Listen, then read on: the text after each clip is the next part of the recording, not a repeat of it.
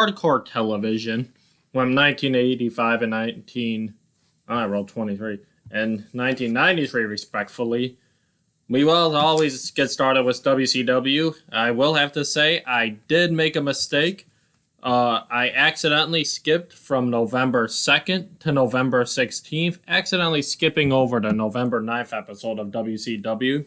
But I'm not going back to watch it, so whatever happened, happened. Probably a lot of squash matches, probably some good interviews.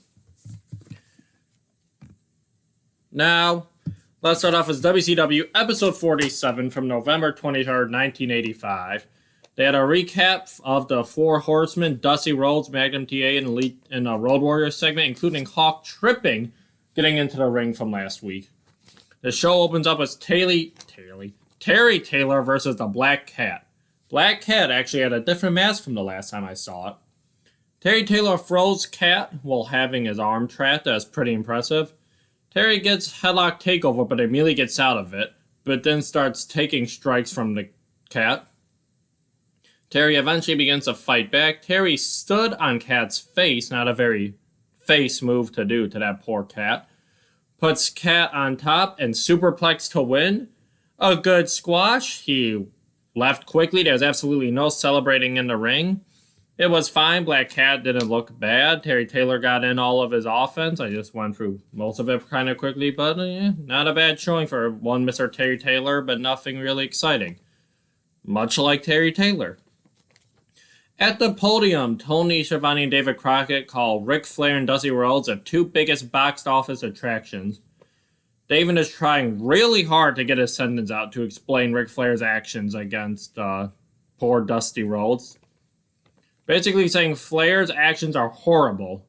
They had a recap, I also have trouble getting my sentence out like David, of the finish from the awesome six-man tag last week where Flair held Pez Whatley's feet down. David says Flair has to cheat. I did like this interview segment because instead of looking at us in the camera, they're looking at each other. We're looking at the side of their face, watching these two men have a conversation. And then every once in a while, they would glance over and look into the camera. They have a recap from the cage of the Four Horsemen breaking Dusty's ankle. David Crockett called Dusty Rhodes the People's Champion, so fuck you, Dwayne and Diamond. We all know the real People's Champion is Dusty Rhodes. David said Dusty has gotten in Flair's head. They have a recap, and this is the one thing I think I missed from the November 9th episode, which I'm sad I missed. Ric Flair's getting interviewed by, I forgot the dude's name. But during it, they're like sitting in this room, and there's a projector, or like a screen in the background, a monitor. And they showed Flair a pre-recorded interview of Dusty cutting a promo on Rick. After the video ends, before the video ends, Ric Flair gets up and starts screaming at it. He yells at it, and then the video cuts off. Dusty cuts off, and Ric Flair is still yelling at the video like a madman. That was awesome, and that's something I do regret not watching live from the November 9th episode. They have a video of Dusty Rhodes back in action on some house show. He's fighting a guy named Mike Davis. He does a nice drop kick from Dusty. Wasn't really expecting that. And he wins with the figure four. Tony says since Flair is the champ, Rick is the best, so he doesn't have to cheat. And when you put it like that, that's very true there, Tony. It wasn't much. It was just two guys talking about the Ric Flair-Dusty storyline. I think they did a good job of recapping it so far. Well, not really recapping it, but just going over Ric Flair cheating. I really do want to rewatch that whole segment of Flair screaming like a madman at the blank monitor. David was Dusty. Dusty said he always lives on the edge of a lightning bolt that goes through time and space. Time passes you by, you miss a lot, you grab a lot. What the fuck does that mean? I don't know, but it's said by Dusty Rhodes, so it was said well. He said he's going to be a three-time world champion. He's got thousands of letters from fans about coming back and being champion. He said Ric Flair, his color is yellow as the day is long. He says risky business for Flair because he's awoken the demon inside of Dusty Rhodes, and I'm just imagining Dusty doing the demon Finn Balor entrance. And the demon is going to come for Ric Flair. It was a good promo by Dusty. his lightning bolt stuff, you know, classic Dusty talking. If you play as him in the game, they still bring up the lightning bolt talk. So, not a bad promo by Dusty. Which brings us to our second match of the evening. Don Cornudle versus Don Turner. They really couldn't have found a jobber with a different name than the Star. And I say Star because I did not know who the fuck was who at the beginning of this. I heard the name Don Cornudle, but I couldn't pick him out of a pack of jobbers. They were both in singlets. One was in a blue singlet with red knee pads with white stripes. The other was in a red singlet with white knee pads and red stripes. So it wasn't really helping me figure out which Don was which. There was a body slam to Turner. The first move was a body slam. The ref looks at Turner and goes like, yo, you want to give up? Apparently he didn't. There was another power slam and a diving clothesline to win. As Cornudle went up, one girl shrieked. And that was not as good a squash match as Terry Taylor versus Black Cat. Wasn't that exciting of a squash match. John Cornudle just basically did like 4 moves and it was over. So, yeah, worth skipping. I mean, not worth watching. You could probably skip that. Tony sends us to a commercial. Usually they have like a screen pops up that like it's a freeze frame of a move or of a segment. It says, don't go away, we'll be right back. But I got like zoomed up on Tony like he's about to interview somebody, and then they went to a commercial. Up next, Stony Brook took on the Barbarian with Paul Jones, or the Ball Baron, as Paul Jones once called him. Stony jumps the Barbarian at first, and yes, Barbarian still has a cast on his arm, but quickly gets cut off by a boot in the corner and another big boot. The drop kick by Barbarian, which is never really a good drop kick, but it's impressive that that big of a guy can get up there. Barbarian bites Stony and headbutts him. Chokes Stony with his own collar. He throws Stony to the outside. No, he doesn't. Not yet, at least. He knocks Stony into the ropes, and Paul Jones rakes his eyes. The ref just sees this and just yells at Paul Jones, but doesn't really do anything about it.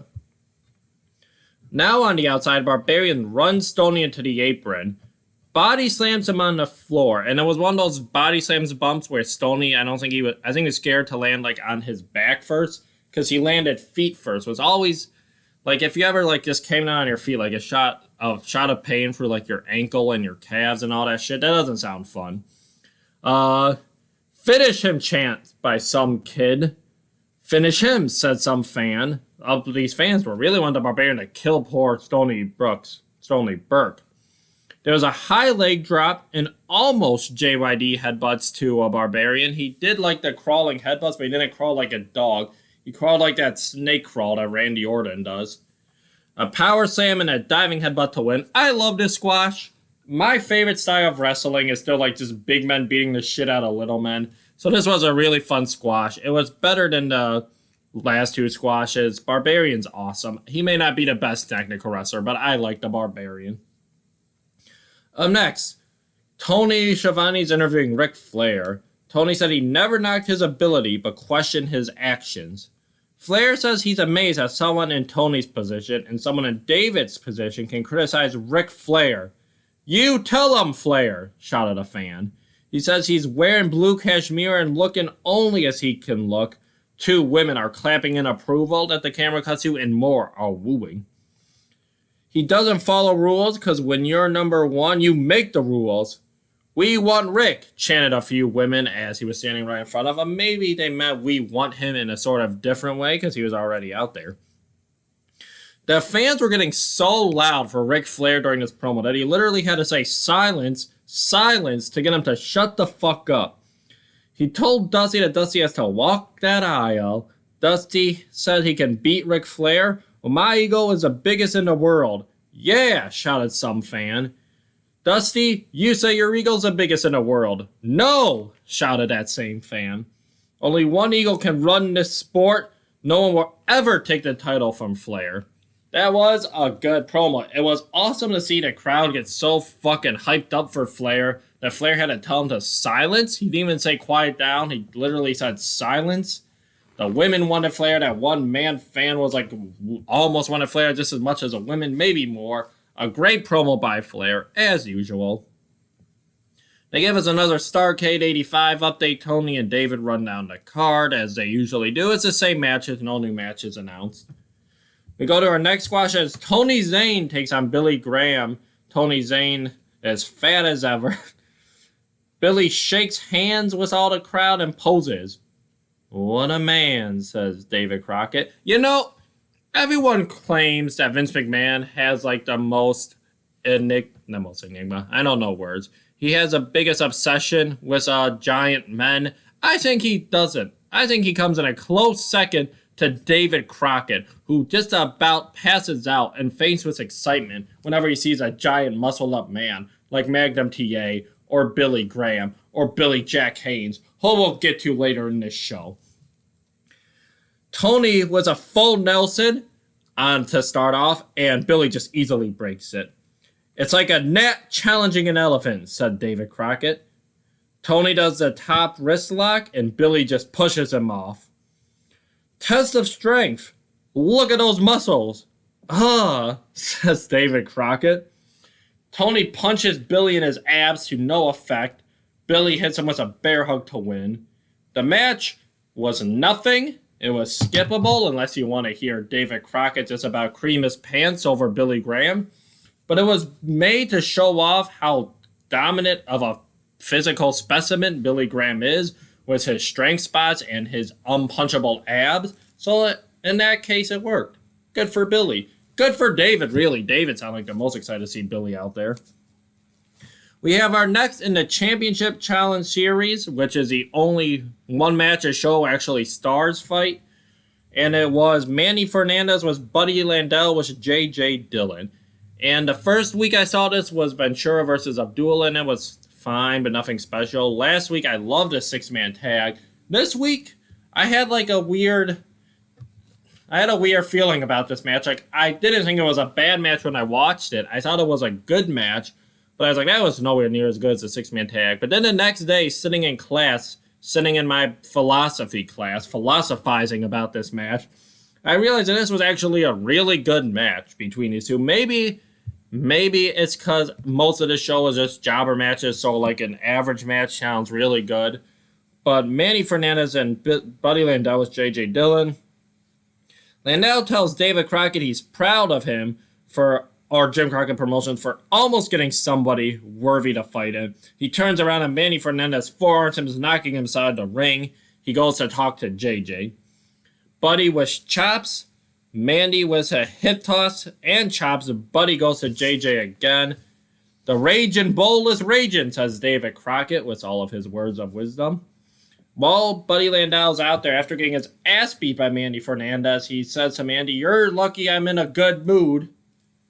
Buddy slammed Mandy and stomped him, but Buddy sold it, and Mandy got right back up, so I'm not really sure what happened there. I think maybe Mandy was supposed to counter or move out of the way, but it was kind of weird.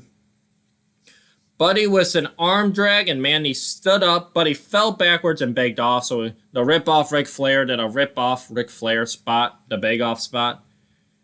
Mandy was a really nice drop toe hold, that sounds like a weird sentence, but Buddy was running the ropes, and Mandy jumped in mid-air and wrapped his legs around Buddy's legs to bring him down. That was impressive. Mandy has great intensity and explosion, I wrote. Mandy's actually a really fun wrestler to watch. He had Buddy in a submission, and Buddy wasn't selling a look of pain the entire time he was in the submission.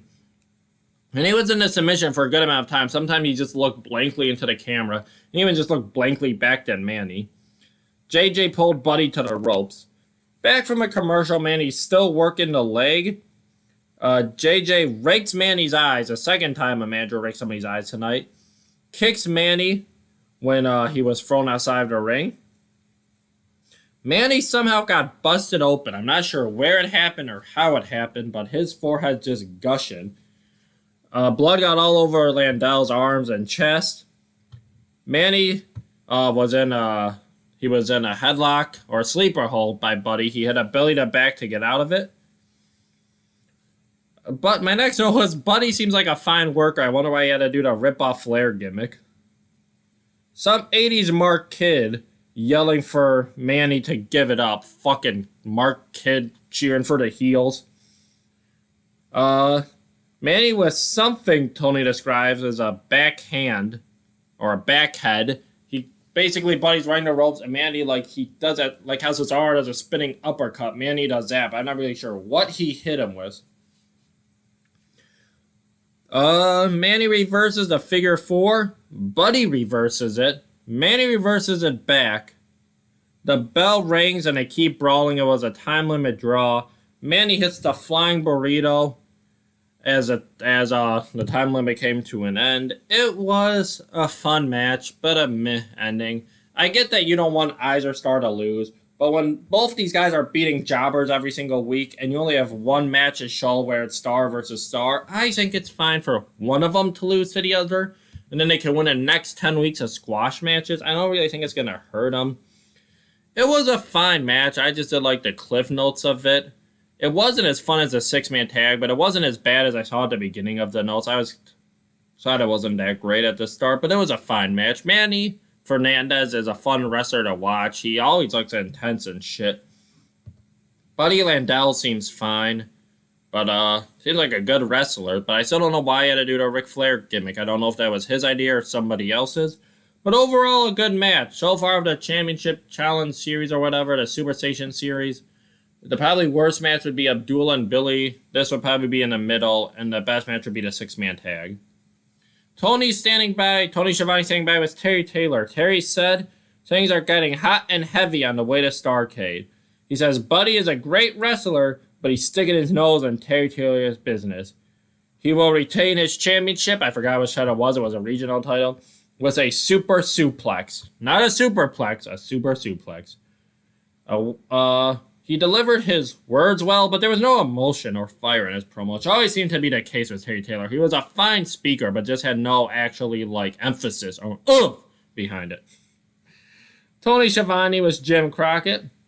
He says all managers are claiming to be the best. Next week, we're going to see the Road Warriors with Paul Ellering taking on Black Bart and Thunderfoot with J.J. Dillon. So I guess we'll see which team is has a better manager. I guess that's the championship series next week. Black Bart. Speaking of Black Bart. Ric Flair is back. He said if the championship series is to matter, they need Ric Flair to defend the title. Said he's main eventing. Millions of people know Flair is what's happening in professional wrestling. Woo. Another good promo. Not as good as his first, but a fine promo.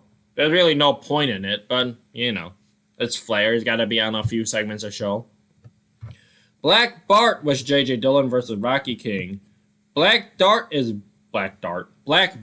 built like Bull Dempsey, and Rocky King is shredded.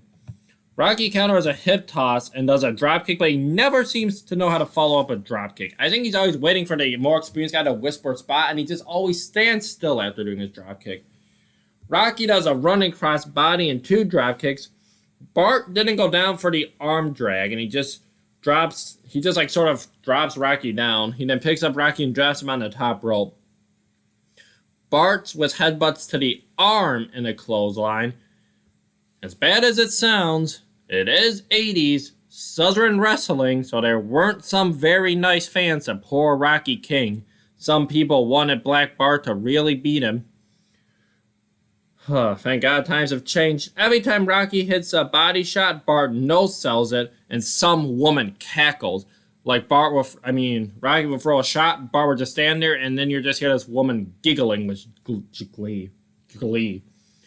Another manager hit. It was like the third one in a match. I got annoyed with it when the ref was distracted. Bart hits a middle rope leg drop to win. Not a bad squash. Rocky King has some pretty fun offense for an 80s jobber. I just wish he would figure out how to follow up a fucking dropkick instead of standing still. The woman cackling seemed to be having the time of her life. And Black Bart seems fine. I don't know. If I was running a promotion, I think Rocky King, just based off looks, would have been the star that I would have pushed. But I guess if Rocky King doesn't know how to follow up a dropkick, maybe that's why he's sort of in the position of a jobber. Tony was Ron Bass. Ron Bass said he's been lied to, cheated, double-crossed, and it all goes back to J.J. Dillon and Bart Gunn. He said Bart used to be his friends. They traveled on the road together. But Ron, he turned his fat back on Nope, wrong guy. Ron wouldn't call himself fat. Black Bart turned his fat back on poor Ron Bass. He says that he's not gonna get mad, he's gonna get even. With 10 pounds of ring bell strapped to Bart's fat body. The bell's gonna come down on Bart's head. And he's gonna get a double handful of comeback. He's excited to get J.J. Dillon in a bull rope match. It was a good promo how he delivered it. It was just how my notes wrote it that got me confused. But Ron Bass seems to deliver his promos pretty well. But last week, he cut a good promo and had a boring-ass match. This week, he cut a good promo. I just hope he doesn't have a boring-ass match. Tony Schiavone with some Road Warriors. Animal says Ric Flair was talking about diamonds, cars, girls, but Animal is 300 pounds. Hawk is 275 pounds. What can Flair do to them? They said Dusty is a street person. Hawk said the Andersons would have to wear diapers in their backyard. They're punks with big mouths. And when they're done with them, they're going to look like somebody lit their face on fire and put it out with an axe. Animal told Nikita to never say his name again. You know, it was a Road Warriors promo. It was loud and threatening, and that's what it had to be. So good promo for the Road Warriors. Which brings us to Jim Jeffers versus Billy Jack Haynes, the master of the rest hold, the man who's in the bottom of this thumbnail. Billy outpowers Jim, and he hits an elbow. He hits a body slam and 2 leg drops to Jim, and then a full Nelson to win. Billy shook. Oh, yeah. Willie hit him in a full Nelson. Poor Jim Jeffers. He's kind of a fat man, and Billy Jack Haynes shook him, so his entire gut jiggled, and that kind of made me laugh. But not as boring as a match as his first week, because it was a lot shorter and more just quick moves and without the rest holds. So, you know, good for Billy, I guess. I still haven't seen anything from him that really makes him special. And then his promo. And I will say, I don't have a voice that strikes fear in anybody. I have a pretty unintimidating voice, but I also look like somebody who doesn't have like the biggest, deepest voice. Billy Jack Haynes' voice is so soft and with a lips kind of like mine, but it's not what you're expecting when you see this giant fucking man. He said he's not trying to be a hot dog, but he starts posing. He said with the full Nelson and Wahoo's chops, and he does a chop motion, they're going to beat the Andersons. They said he's not going to break the full Nelson until he hears one of the Andersons' necks break, just like they broke Dusty's ankle. Threatening words by an unthreatening voice, but, you know, he seemed awkward cutting a promo. Like, he said his words fine, but he just seemed like he didn't like actually talking in front of people. And he's got such a soft-spoken voice. Tony Schiavone was highlights of the Russian six-man tag and then Nikita's singles match. The Russian wins both times, and then they showed the one where he turned the scrawny ginger from last week inside out. Carl Styles, Clint Glover, and Larry Clark versus Pez Whatley. Hell yeah, back again. Italian Stallion and Ron Bass. Pez starts off as a crossbody in his drop stalls. It breaks down and the faces clear the ring, while the stars clear the ring. Stallion with a drop kick and a gorilla press. I don't know who these jobbers are, so I'm just going to say what the moves the stars did. There was quick tags working over one of the jobbers' arms. Ron Bass got in there and did basically nothing. I like Ron Bass's promos, but his matches bored the shit out of me. Pez came back in, and he did a flying headbutt, and to win. It was a quick six-man tag. It sure as hell wasn't a six-man tag of last week, but it didn't have to be, because it was a good fucking showing by my man Pez Whatley, and a boring showing by my man Ron Bass, and the Tyrant Sound was also there. You don't have to watch this match. Okay, if I said that Billy Jack Haynes was an awkward interview, we go to World Junior Heavyweight Champion Danny Brown. Danny said he's got a lot going and a lot of stars on Starrcade.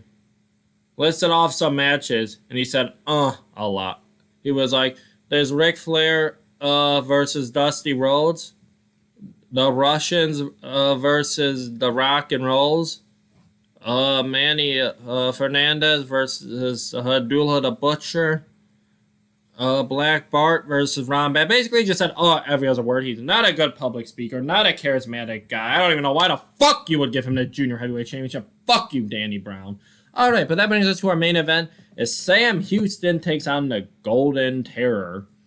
Sam Houston is fucking scrawny, but the Terror hits a knee drop. Ric Flair comes on commentary. He says Sam is fascinated with Dusty. Dusty told Sam that he's going to be great, but he can't beat people like Ric. Well, that's not what he said. He said that Sam's going to be great, but Flair says, how great can he be? He can't beat Flair. He can't beat the Andersons. He can't beat Tully. He can't beat Buddy Landel, a man doing a rip-off Ric Flair gimmick Ric Flair said was great. Flair called Sam a human broomstick because he's so scrawny. Sam hit a hip toss. Flair said David ain't talking a lot with Ric Flair out there. David wants to talk all the shit when Rick there, but when Rick shows up, David shuts the fuck up.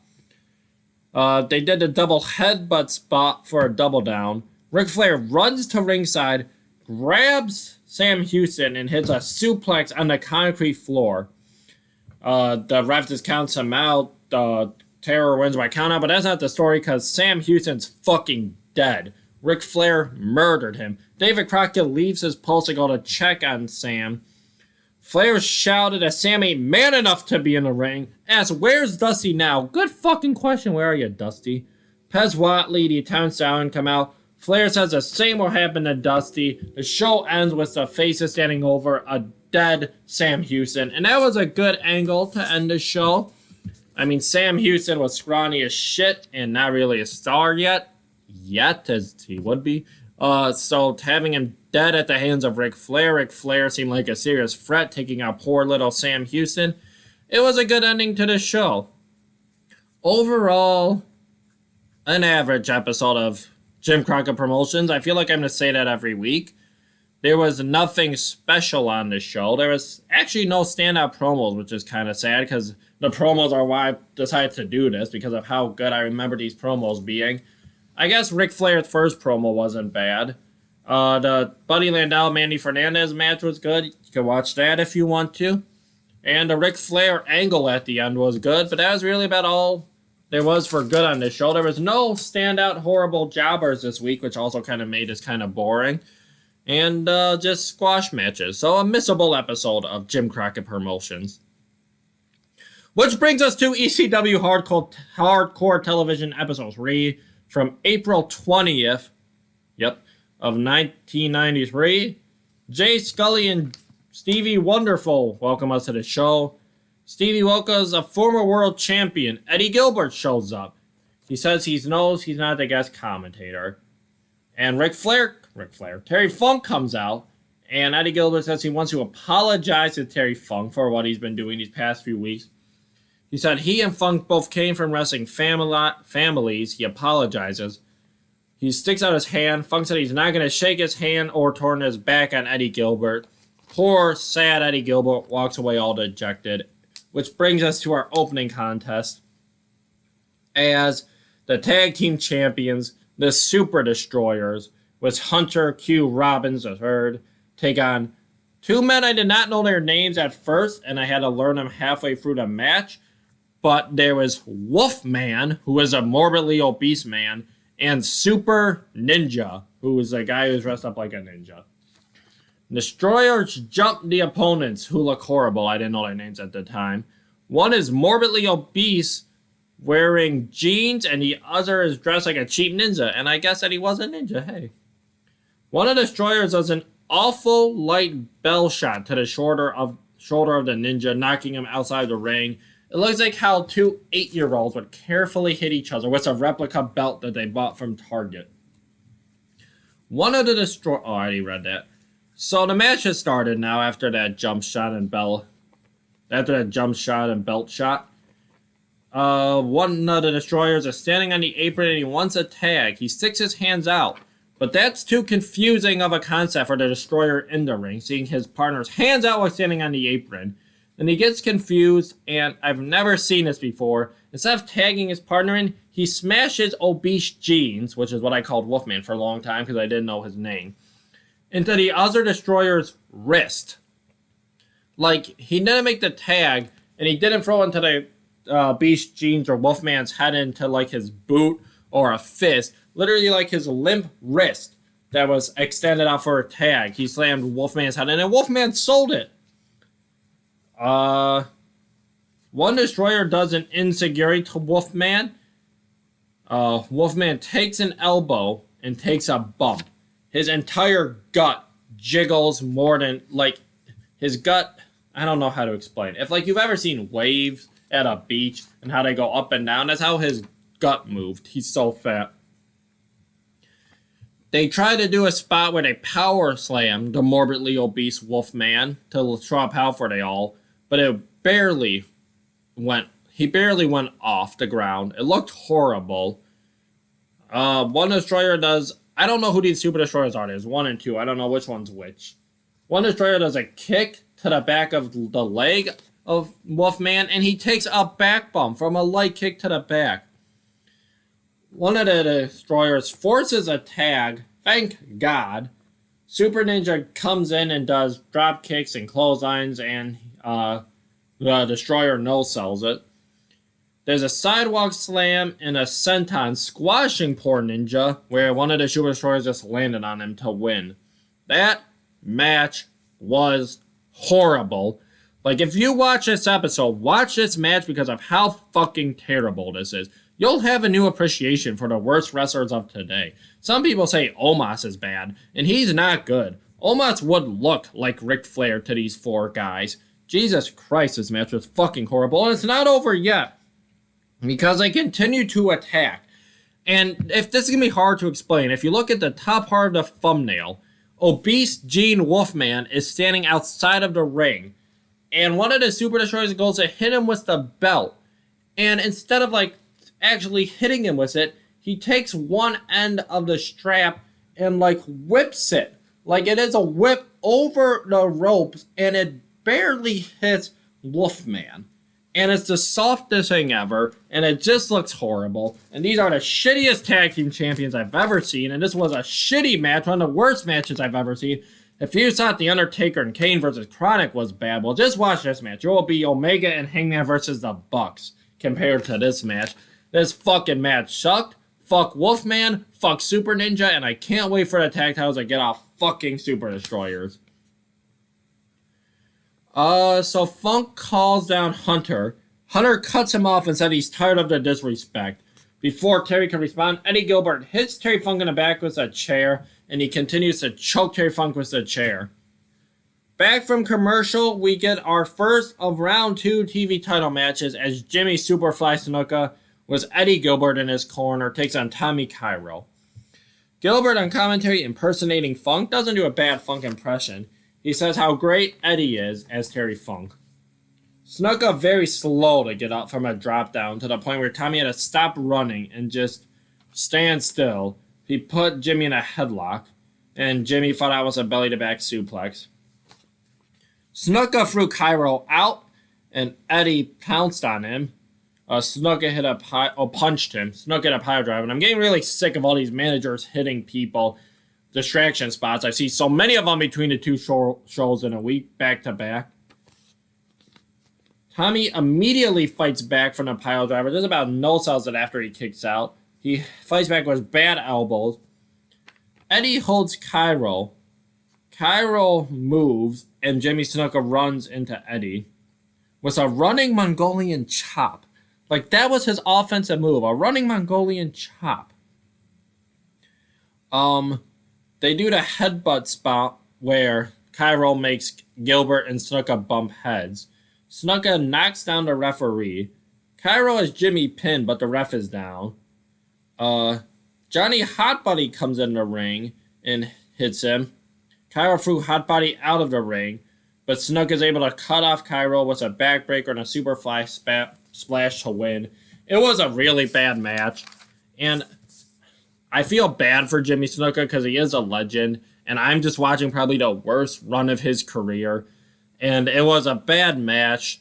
They try to build Tommy Cairo up like he's like the top face of the ECW roster, but he's not good. Jimmy Snuka's well past his prime. It was not a good sign for this ECW TV title round 2 match, but Jimmy Snuka moved to the finals. Jay Scully was Eddie and Jimmy. Scully said Eddie is disgusting for attacking Terry Funk and getting involved in Jimmy's match. Eddie puts a cowboy hat back on and does another Terry Funk impression, saying as Funk, Eddie is the best in what ECW has in store. He says that Eddie is the best and that he's old and should go out to pasture. Then he takes off the hat and says ECW has in store a man who's been holding back a bit, waiting for the right time to reach out and touch someone. I don't know what that meant, but I guess it's a threat. The next TV champion, Jimmy Snuka. Eddie said Terry Funk is gone, he's grazing in the pasture, and Jimmy Snuka pokes Scully in the face. Overall, Eddie delivered a promo well. The only line that didn't make any sense was the reaching out to touch someone's spot. I don't think you want to hear that from Snuka. But he delivered his words well, so a fine promo. Not a great promo, but that's great compared to ECW 1993. And that TV title match fucking sucked. But the only reason I'm nice on it was because of that Super Destroyer match in the opener. Which brings us to our second TV title match, round 2. Eddie Gilbert with Tigra takes on Glenn Osborne. Eddie took the mic before the match. He's almost on the show as much as Ric Flair's on NWA. He had the director get a close shot of Tigra, which isn't bad. He gave Glenn the opportunity to leave before the match. He said Snuka will be the next champion. He's going to make sure of it. He said Glenn's career is over. Take your 20 kids and 2 or 3 ex-wives and leave. But Glenn doesn't. He doesn't say anything, but he just doesn't. So the match starts. Glenn punches Eddie outside, and Eddie is able to hang out on the apron with his feet hanging in the ropes, and he's just hanging off the ground. That was pretty cool. Eddie slams Glenn face first into the timekeeper table, and he sets it up against the apron and slams Glenn. It doesn't break, so he puts the table on top of Glenn and stands on it. There's a long rest hold. Eddie does a shoulder tackle spot, and they both fall over, which I guess is a double down. Glenn fights back with a headbutt and a clothesline and a back body drop. Eddie hits Glenn with brass knuckles right in front of the referee. The referee's looking at it, but I guess he acts like he doesn't see it. Eddie wins. The ref just counts. Jay Scully goes over to tell the referee about the brass knuckles that the ref clearly saw. The ref goes over and caresses Eddie, reaches all around him to grab these brass knucks. Takes some, and then he disqualifies Eddie, and Glenn wins, despite the fact that he was looking at Eddie right when Eddie hit him with the fucking brass knuckles. This is the best match of the show so far, and it wasn't a good match. Eddie Gilbert is fine. Glenn Osborne is generic, despite how hard he tries not to be generic. The match wasn't good. The match was bad. And the wrong man moved to the finals. I know you don't want to do the 2 partners fighting in the finals, but fuck! This show is terrible. The exact second RVD shows up, I'll Be Saved, or the Dudleys, or anyone, but Jesus fucking Christ. Eddie drags Jay to ringside, but before he can do anything, Funk blasts Eddie with a chair. They have a short brawl. Funk is so far above everybody else on this show, it's not even funny. Terry Funk should just be the entire 40 minutes of this episode. Funk yells at Stevie. There's a long bleep. Funk says that he's an individual, an athlete. No one is going to tell him what to do. He can kick anybody's ass. He said he is an old man. He's the one and only. He's the meanest bleep in town. I guess fucker. He said Eddie can wrestle, shoot at, or fight Terry Funk. And Jesus Christ, this little brawl in this 20-second promo was so far ahead of anything else that you will see in this early ECW. Terry Funk's a savior of the show. Fuck the Sandman. Terry Funk should be champion. Fuck the Super Destroyers. Terry Funk should be tag team champions. And fuck the winner of the TV titles tournament. I'm not going to spoil who it is. Terry Funk should be champion. Which brings us to Jay Scully was the number 1 contender for the world title, Rockin' Rebel. Rockin' Rebel calls over Peaches, who kissed Sandman last week. He asks what Sandman's got that he doesn't. He calls Sandman a Sandman, a fat slob who wears a wetsuit to hold his gut up. No, holds a belt to hold his gut up. He tried to kiss Peaches, and Peaches smacked him. So he charges the ring at his opponent, who I wrote as question mark, because we never got his name. Not from NWA, question mark, R.I.P. But Rebel jumps the guy, he has chops and a spine buster to win. That was it. Good match by a number one contender. And by that I mean terrible. But, you know, it got the number one contender squash win, so good enough. At least the up-and-coming segment wasn't a bad segment to build their rivalry. So he grabs Peaches by the hair and drags her into the ring. Sandman runs out to help Rebel. Or to help Peaches. I wrote Rebel. And at first I found it funny that Sandman ran into the ring to make the save as a surfboard. But that actually comes into play. He's beating on Rebel until Tigra claws Sandman in the eyes. Which I don't know why she was out there with Rebel. I thought she was with Eddie Gilbert. But whatever. Rebel grabs the surfboard and breaks it over Sandman's head, which was not a spot I was expecting to see. Like, you could tell it was clearly pre-cut, but it was still a cool visual to see, like, a surfboard broken over a man's head. And they played it like Sandman was dead. He wasn't moving in the ring. It was a heavy angle for ECW at the time. Like, it really seemed like Sandman was dead. A bunch of faces ran out to clear the ring. Hurt, he could be dead, said Jay, and he could have been.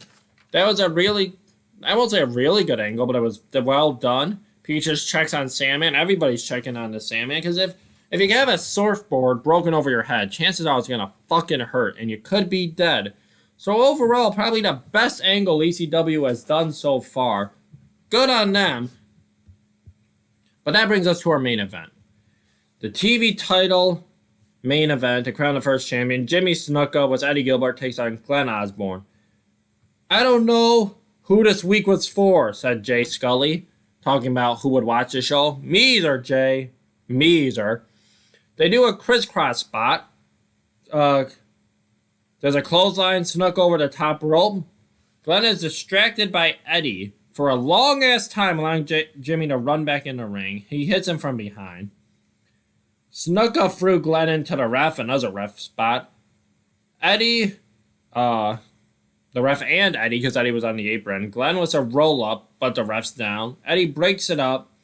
Snuka hits a backbreaker and a Superfly Splash to win. Jesus, what a shitty fucking tournament. I don't think I've ever watched a worse tournament, even in all those Vince Russo WCW tournaments where it didn't make sense. At least the in-ring would probably be better. It would have to be better than this. Jimmy Snuka is your first ECW champion. Whoop-de-fucking-do. The shitty tournament. Just an entire show of shitty wrestling. But a good Terry Funk promo. A great Terry Funk promo. And a good angle to build a world title match. Which would sadly have to make this probably the best episode of ECW that I've seen so far out of the 3 episodes. That also had the worst match I've seen out of the 3 episodes. So fuck. Oh yeah, Stevie Wonderful is backstage. Or, as the screen called him, Stevie Wonder, fool. Wow, real clever there, ECW. He knocks on Sandman's door and Peaches answers. Said that Sandman's really hurt. He couldn't talk right now.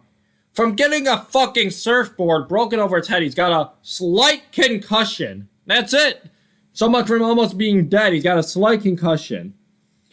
That's how the show ends. And Don Morocco's going to be there next week. At least I got that to look forward to, I guess. Overall, ECW fucking sucked. Worst match I've seen in some time. Maybe the worst match I've ever seen. But the best episode of ECW I've seen so far, these 3 episodes. So take for that what you will.